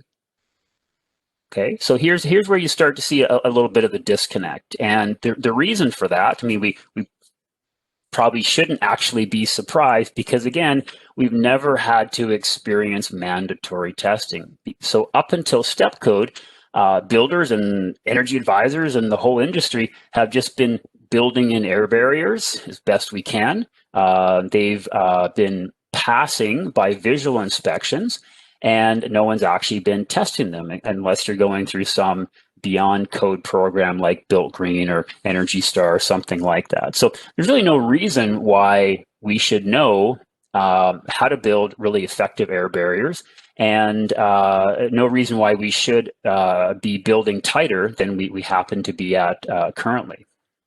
So don't be surprised, quite frankly, don't be surprised if when you get your first house or 2 or 3 tested, maybe it's not as airtight as you were hoping or expecting. I mean, why would it be if you haven't had to experience that testing before and learn from that process? And that's the key going forward with step code. The thing that will determine compliance with your airtightness metrics will no longer be a visual check or inspection, whether it's by the energy advisor or even by the municipal inspectors, but it'll be testing. It'll be the results of the actual blower fan test. So you're going to get used to seeing this type of stuff and these types of people on site. Here you've got blower fans, and you can tell why, you see why they're called blower fans. They're literally a fan which blows or sucks air out of the house, and it's a finely calibrated fan with some measuring and control devices attached to it, and of course a properly trained operator. And this equipment is industry standard way to measure the airtightness of a house or a building. This is what's used to physically measure the airtightness of the houses. And quite frankly, I would imagine most of you probably seen this on site, had some experience with it already. So what does it mean to control airflow? And you might reword that to be the question, well, how do you pass your test? How do you meet your airtightness number for step code? So what is this air barrier thing that we have to deal with? And all of a sudden we have to make it sufficiently good or sufficiently airtight to actually pass these numbers. So when we talk about an air barrier system, the concept is fairly simple, the execution relatively challenging, and we'll see why that it is in a minute or two here. So the air barrier system is simply a combination of materials installed within the building envelope or enclosure, and those combinations of materials control airflow in and out of a building. So it's as simple as that, but we'll see that it really isn't as simple as that. So we consider a cross-section of a house, and we think about the walls, the insulated ceiling, the basement foundation structure, the part of the building which separates the outside conditions from the interior conditions. We call that the building envelope. That's where we need the air barrier. And that air barrier system goes all the way around the envelope, including the basement walls, the basement floor slab, up to the roof or ceiling assembly, et cetera. We'll see some more slides of this coming up. So this already will probably point out or start to hint at the inherent challenges of creating this air barrier system. It's not just on the walls, it's also going along the ceiling. It's also going down into the basement of your foundation. You can see from this cross section here, you had a whole bunch of stuff poking through this red line. Like in this particular case, which I shouldn't even have it actually in hindsight, because it's showing heating equipment up in your unconditioned attic space by the looks of it. But all that ductwork pokes down through the ceiling where that red line, that air barrier system is. So there's going to be a bunch of those will be penetrations through your air barrier system. How are you going to make those airtight? If you're dealing with a multi-unit building, an apartment building, a row house or townhouse building, then you also have to consider a level of airtightness between the units. So the party walls have to be sufficiently airtight as well. When your energy advisor comes to test your row house building, each individual unit will be tested for airtightness. And the amount of leakage that does or does not come through the party walls will have an effect on your overall airtightness number. Because again, as we're showing here, each individual unit will be tested and then the results will be amalgamated together. So again, that means that the party walls as well as the exterior envelope needs to have some level of an air barrier system.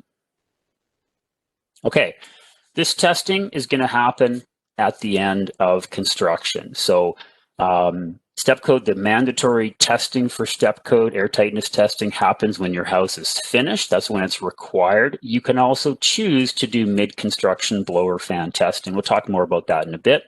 Township of Langley has some monetary incentives to promote mid-construction testing because they know it's a really good opportunity for a builder to have their energy advisor do a test, measure and check how airtight the house or the building is while the air barrier is still available and accessible for repairs if necessary. So this typically means it's done pre-drywall, and that's assuming you're using poly as your air barrier system. Again, we'll see more of that later. So airtightness testing is required at the end, and you could absolutely also have it done mid-construction if you'd like some more earlier feedback on how your air barrier system is doing. Okay, we want to be sure that we understand you do have to meet these mandatory airtightness targets in the end. So again, the mid-construction test has the benefit of giving you some earlier results. So you're not just waiting with bated breath until your house is finished and then wondering how airtight you've achieved with the house. Also, we want to recognize that these airtightness metrics are going to be getting tighter and tighter as we advance through step codes over the years. What are the basic principles of an air barrier system? So I'm going to take a look at this briefly with you because it's not just poly. There's nothing in the building code that says we're stuck or limited to using poly. So let's talk quickly about the basic principles of an air barrier system. So here's the list. It starts off with, obviously, the air barrier system has to stop airflow. It has to be impermeable to airflow. That means all those components have to be continuous. They have to be all connected one to another If it's a flexible material, like for example, the poly, or if you were using house wrap on the exterior, those flexible air barrier materials need to be appropriately supported against deformation and potentially damage with air pressure differences. They have to be able to survive or withstand the forces that may act upon them during construction and after construction. They have to be sufficiently durable to withstand the construction process, as well as being durable to survive throughout the whole lifespan of the house. Those are the basic principles. So we got some little images over on the right-hand side there. They have to be impermeable to airflow, durable, and basically stiff and strong. Okay, how do you achieve this? Well, regardless of the particular air barrier system you choose to use, you're going to achieve air barrier continuity, connecting all these pieces through good details and using a variety of compatible components and sealants. Here's an example of just 4. Right, and there's many more, as we'll see in a minute here. So what do we have? We have a plastic airtight electrical box over on the left-hand side there. Right beside it, we have a poly pan. That's another way to make an electrical box airtight. We have acoustic sealant, which we all love to hate, right? That black goopy stuff that gets over everywhere and never seems to wash off. But it's a very good sealant for the particular purpose it's intended for. And we have some canned spray foam over there on the right. So these are some of the components, and it actually might surprise you what some of the other components are. Let's take a look at a few images from some site construction pre-drywall, And let's take a look at what the air barrier components are. So this would make a great polling question, but we don't have time for that. You'd probably look and say, oh, yeah, I got it. This is a typical construction. So poly is going to be the air barrier.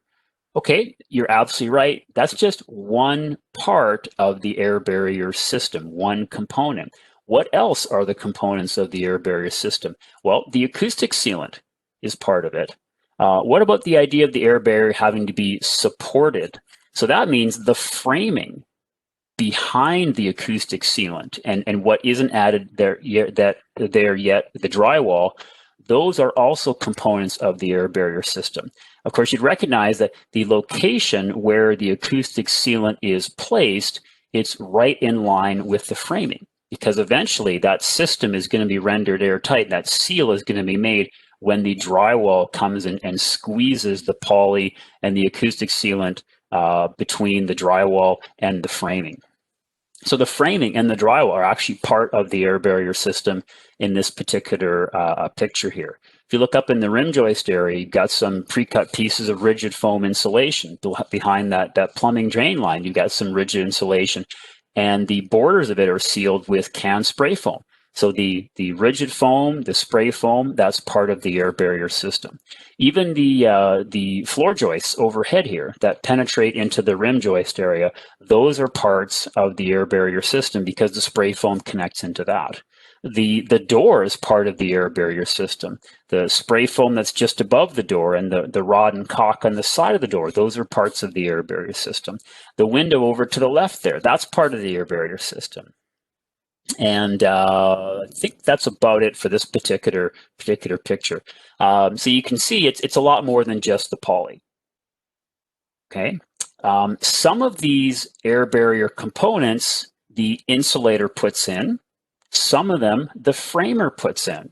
Some of them, the window installer puts in. Some of them, we don't have any particular pictures in this case, but coming up in the next slide, some of them, the electrician will put in. So this starts to hint at one of the biggest challenges of a good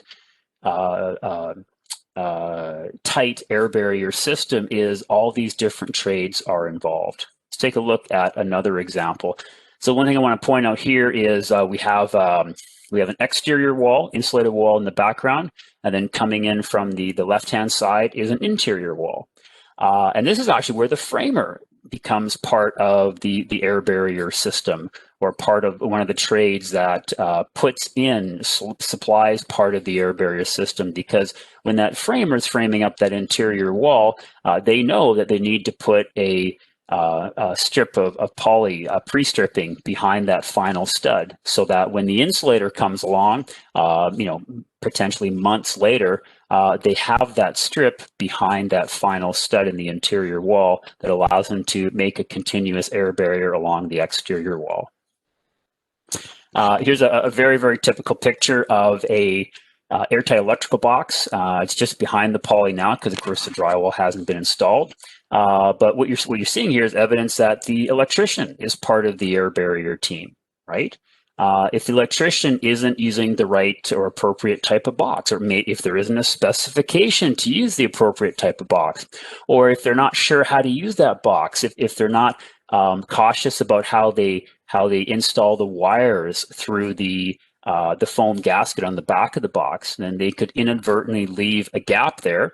And if that's not checked and not sealed by someone else, then that'll end up being some leakage in the overall house. This is another great picture showing some things which are maybe kind of obvious, but also a few things that perhaps are not. So one of the great things that's happened here is the HVAC contractor very, very wisely spaced out these 4 ducts so that that either the HVAC contractor or maybe the insulator, they can actually have space to seal around these 4 separate ducts. They spaced them out and brought them through a metal plate. So the metal plate can then be sealed with some type of caulking, probably fire caulking, to the vertical ductwork there. And then in turn, that metal plate can be sealed into the poly, and you can see that here with the bead of acoustic sealant that's on the forward edge of that metal plate. You also see that that metal plate extends onto the adjacent framing. So the acoustic sealant can also be placed in that location. So when the drywall comes up on the ceiling, it's going to push and sandwich everything together. Someone's got to think about that wire, that brown low voltage wire that's coming down from the ceiling.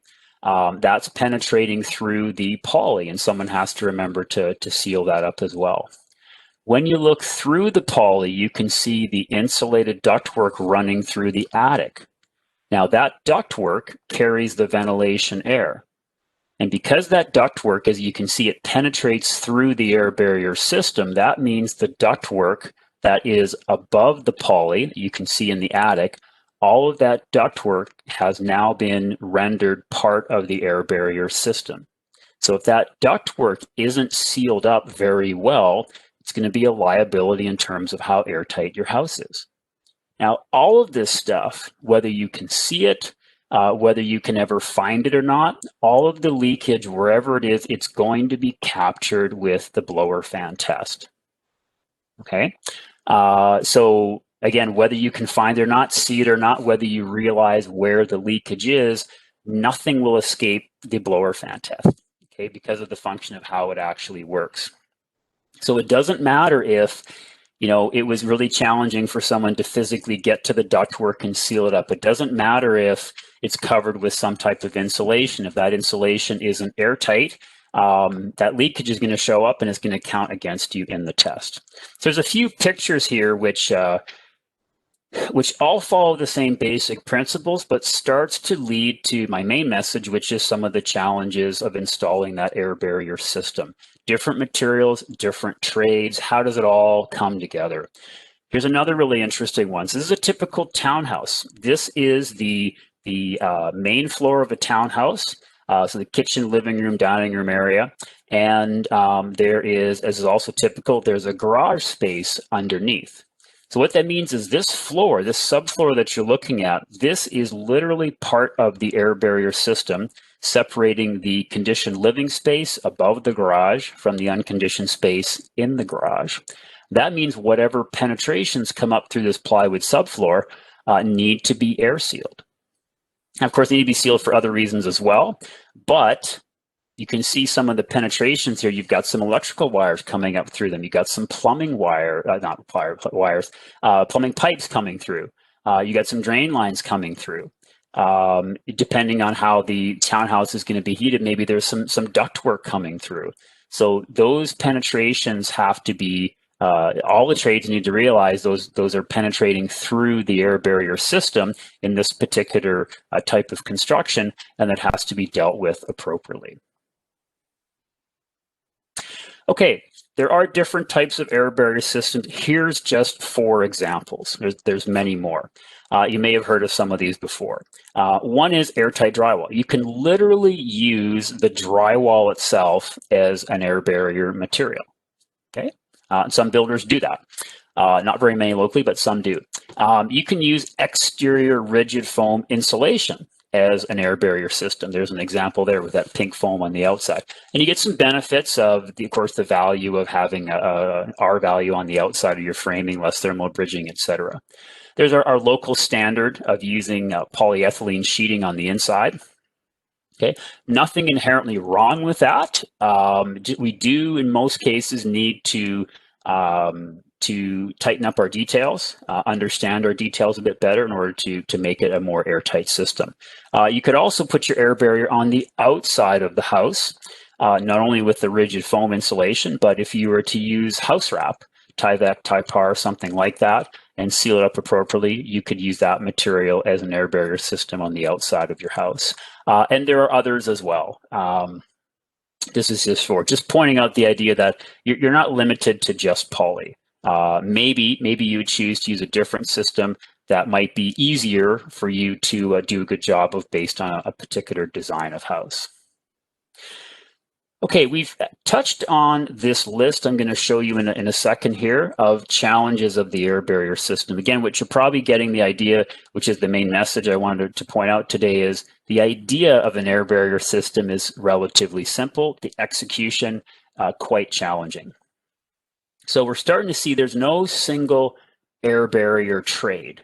There's an insulator. That insulator probably does most of your air barrier system work and sealing, but not 100%. We've already seen the framer, the HVAC contractor, the plumber, the electrician, the drywaller are all involved in the air barrier system as well.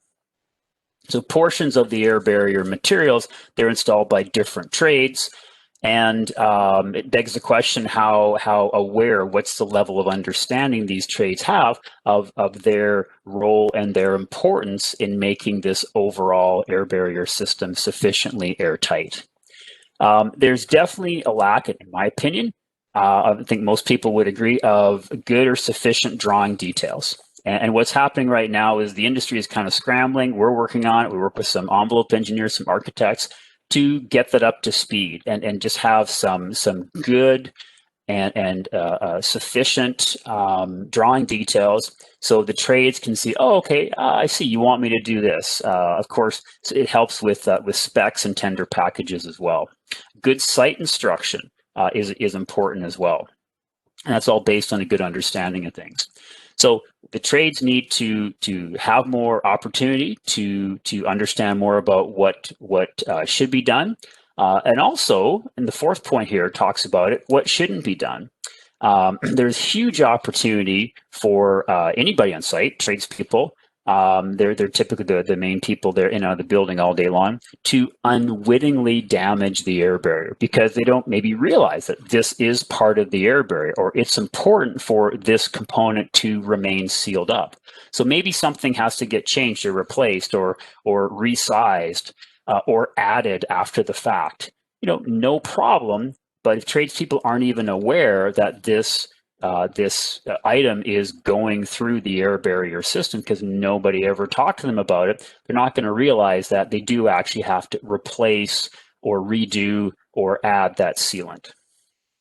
It's extremely easy to miss problems or issues during visual checks.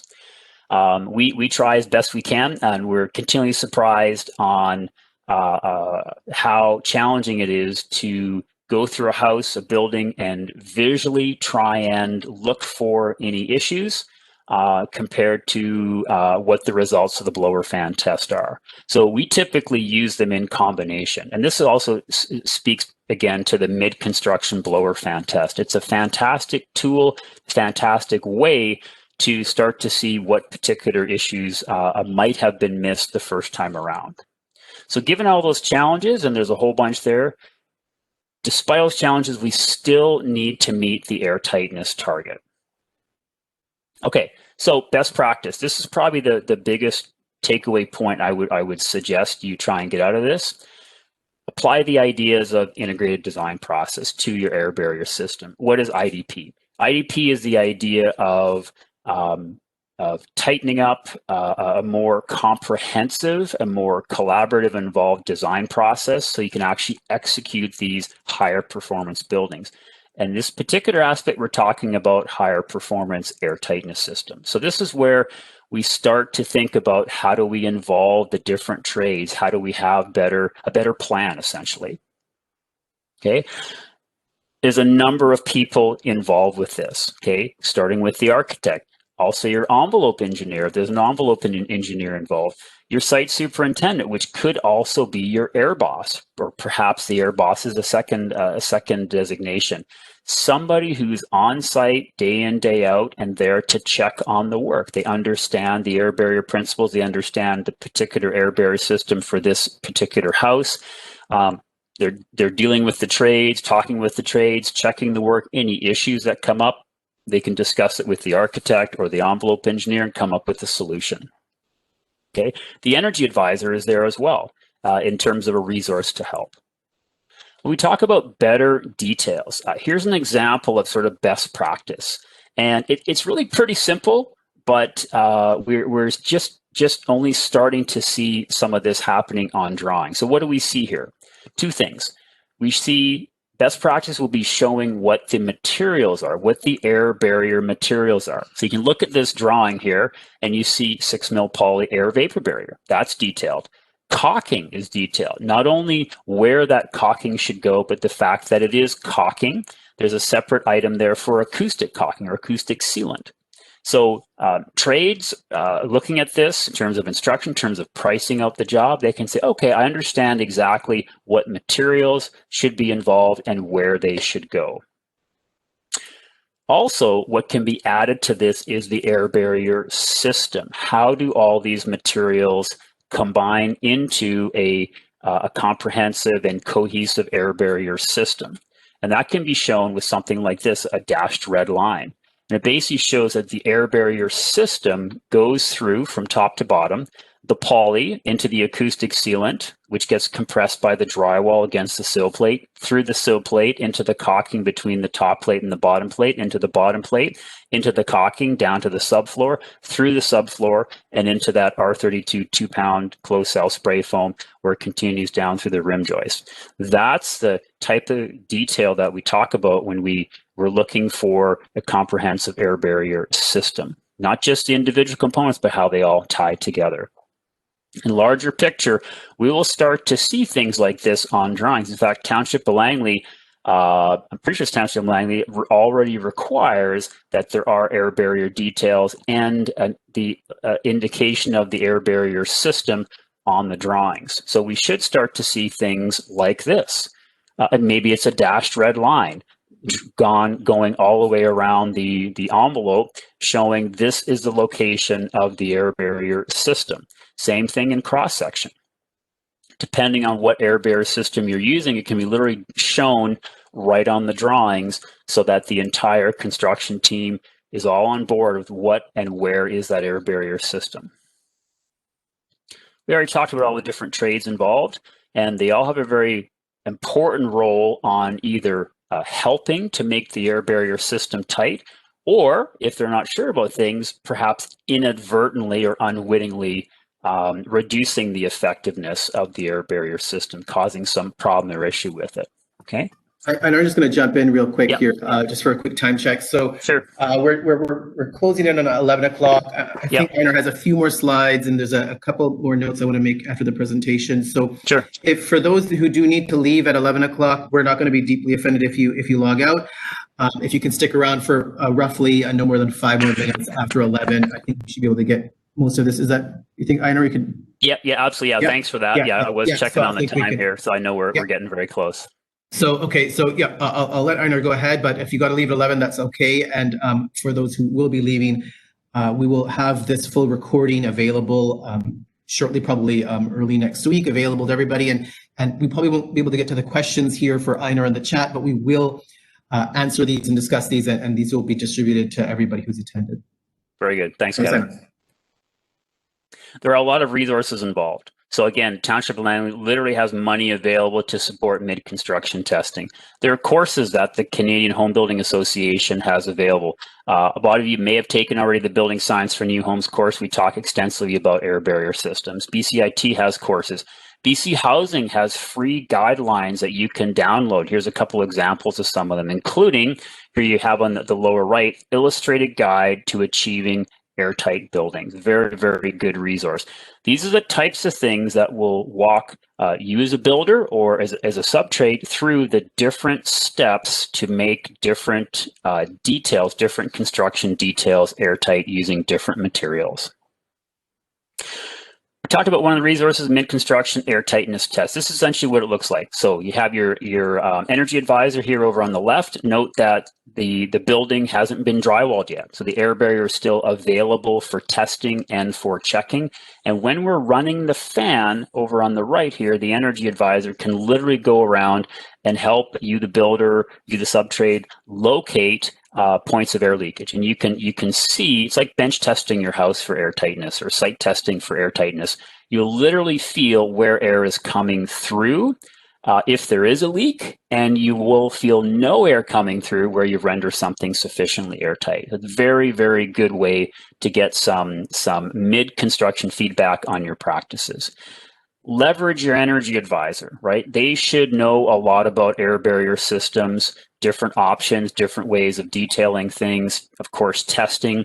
Leverage their expertise. You can find energy advisors through the CASE website. CASE is the Canadian Association of Consulting Energy Advisors. So you can find educated and up to speed energy advisors there. Even if you're going into different air barrier systems like exterior insulation, talk to your energy advisor. They probably have experience with these to help you and your team tighten up these air barrier details. Here's another example of an exterior air barrier system with house wrap. Let me just finish briefly with a little quick case study, just a couple of slides here on how this house tested. This house actually did quite well. This house is actually not Langley and Kamloops. It measured out at 1.8 air changes per hour at 50 pascals. And just for reference, another way to think of that is that means this entire house envelope only has a total of 65 square inches of leakage. That's about 2/3 of one regular size piece of paper, 8.5 by 11 piece of paper. That's relatively snug. It would do well enough to meet step code level 2, well enough to meet step code level 3, not quite well enough to meet step code level 4. So this house tested quite well, which was great. Builder was very excited about that. What does make this house pretty snug? Okay, a lot of it has to do with design. Okay, for example, there's only one level of rim joist. Rim joist represents a lot of penetrations. There's 0 ductwork running through the unconditioned attic space, so no ductwork penetrations to worry about. The master bedroom floor, which extends over the unheated garage, you can see in the picture there. The floor system was spray foam. That's typically regarded as a pretty good air barrier system. There's no canned pot lights in the ceiling because those also represent more air barrier penetrations. There's no basement. It's relatively simple geometry. Right? So a lot of it also has to do with the design of the house, not just the care and attention to details. Okay, back to our last slide here, key takeaways. So recognize the step code requires air tightness testing, and there's levels of air tightness which must be met, and those levels are going to get tighter and tighter and tighter over the next decade. Have a plan from the start, which air barrier system to use and how best to implement the details. And then someone has to come up with those details and share that information with trades and collaborate on how to make things more and more airtight. Take advantage of your energy advisor, take advantage of the opportunity to have a mid-construction test to check on your progress. And that's it for me. If there's time for any questions, I'd be happy to take them. Thank you. Thanks so much, Einar. That was really great. I think we'll take one question and then I'll close up the day here. And well, this question's from Andrew, and Andrew asked, regarding line set wall penetrations, how much of a concern are they regarding the blower door test?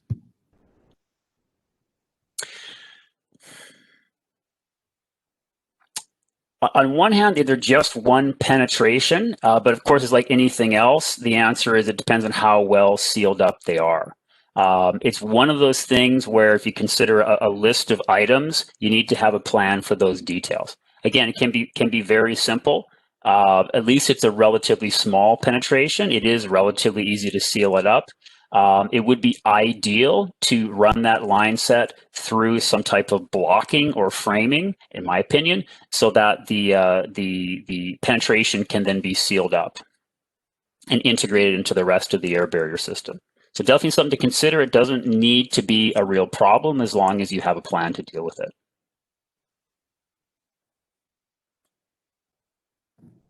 Thanks so much, Einar. All right, let's. I think we can wrap things up.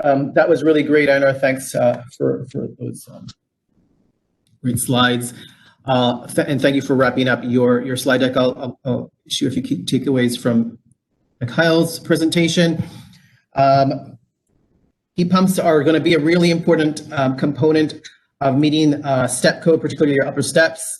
So it's something you really want to look into, and as well as email Mikhail if you have any more questions. Critical to the kind of the overall success of using a heat pump is understanding the operational impacts of taking this technology on. If it's not well designed or installed, there will be poor outcomes for everybody involved. And lastly, and kind of tied to the second bullet point, is mechanical design and reliable tech support is critical to long-term success. So just a quick highlight: we do offer credits for this session and for many to come. For those who will be seeking CBD credits or BC housing credits, Sarah will send you a proof of attendance, which you can use as your receipt to get your points. And for those who will be getting AIBC points, there's nothing you need to do. So I'll be sending you the attendee list to AIBC.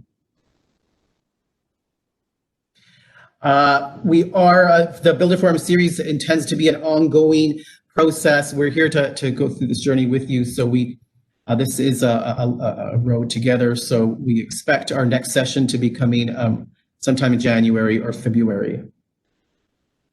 Acknowledgements. Thank you very much to Mikhail Horvath and Einar Halbig, our consultants today, for their presentations. That was really great. BC Hydro and Fortis for sponsoring us, and of course you for joining us. That's great. If you have any questions, please email greenbuildings@ql.ca. I'm getting a little bit of background sound. Thanks again, and again, all the slides will be available with the recorded session, and we will send answers to your questions via email. And as well, please look out in your inbox for a post-event survey to collect some more data, again, to help us develop policies to better serve the community. Thanks again so much for everybody. Bye.